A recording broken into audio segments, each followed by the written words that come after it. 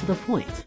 Chapter 3 focuses on the early European colonies in what is now North America, the roles and responsibilities of the peoples in those colonies, French and British imperialism, and how European colonization affected the First Nations of the area.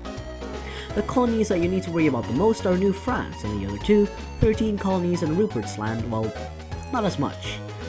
This is going to be likely quick, so yeah. Oh, and one last thing, I will be covering the stories in this chapter. Yeah, I'm too lazy to read them over and over and over and point them out for you. Anyhoo, let's begin.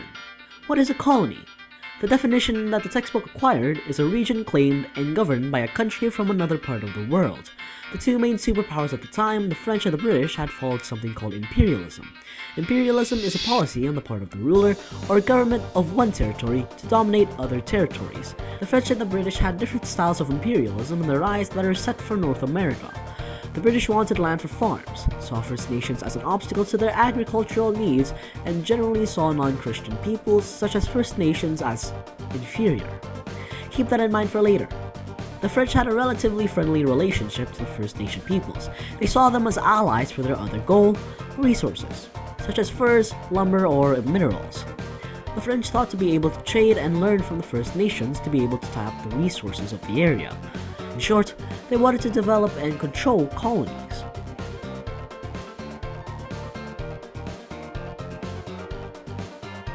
Enough of that, let's talk about how the mainland of the French and the British are making money from their own colonies. Mercantilism is an economic system that made a country rich from their colonies. The rules needed to establish mercantilism in this specific time back then are to make the raw resources in that colony low and the manufactured goods from the homeland high, and mainly only exported the manufactured goods for the main country. This gave the motherland just a bit of profit. Just a bit.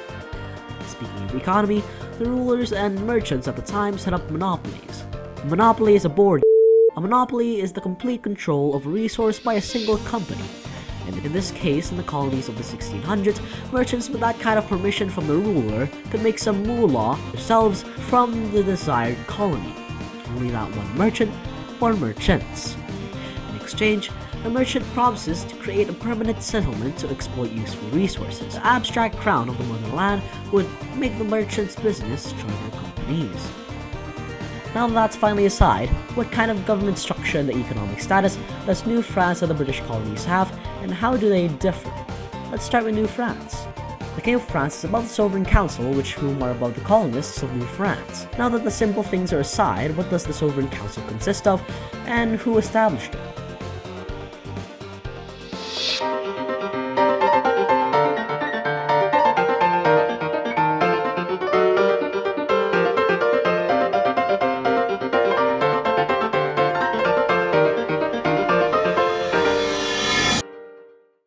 The most power in the council is the governor. The governor also is the representative of the crown for New France and was in charge of the military and the relationships with New France's allies and enemies. It is also important to note that the governor, the highest level of power in New France's government, has no control in the homeland France. Now, the role under him is the intendant, who was in charge of the day-to-day affairs and generally keeping check on the settlers of New France. The last level of power of the council is the bishop. He was the representative of the Church of New France and was in the moralities and spiritual side of things, such as converting First Nations to Catholic or founding the hospitals, schools, and orphanages. The Sovereign Council was established to look after the colony, while the government of France is, governing France. And who established the Sovereign Council? The King of France. The colony's economy usually consisted of trading, specifically trading furs and resources. Britain's colonies, specifically 13 colonies, had a more complex system.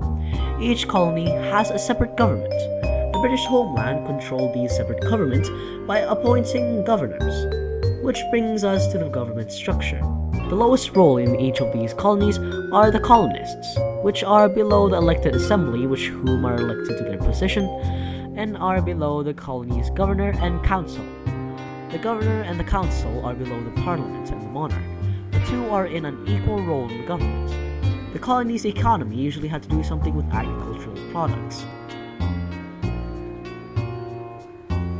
Rupert's Land was the appointed land for the monopoly business, the Hudson Bay Company.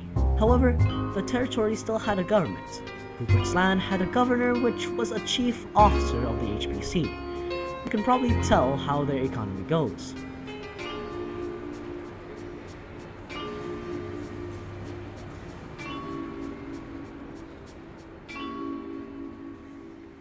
Now, slowly moving away from the European side of things, what are some of the impacts of First Nation peoples from the European influence and colonization?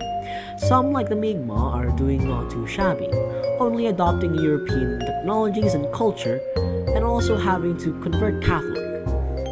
Similar to the Mi'kmaq, the Kichisipirini has changed their way of life by converting Catholic to be able to trade with the French.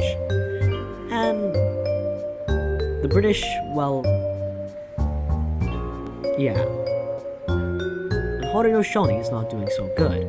With the population decline to European diseases and wars, the Haudenosaunee have to resort in capturing people to maintain a stable population. Trade. The action of buying and selling goods and services is used numerous ways back in the 1600s. From monopolies to mercantilism, it was the mainstream back in the 1600s. With such a useful way of making profit comes with a few laws for your fellow coeurs de bois. Coeurs de bois were people who often traded illegally, whoever gives them the most profit. From the First Nations to the French or the British, it doesn't really matter for the coeurs de bois. They work for themselves, to make some sort of living. Coeurs de bois also means run over the woods.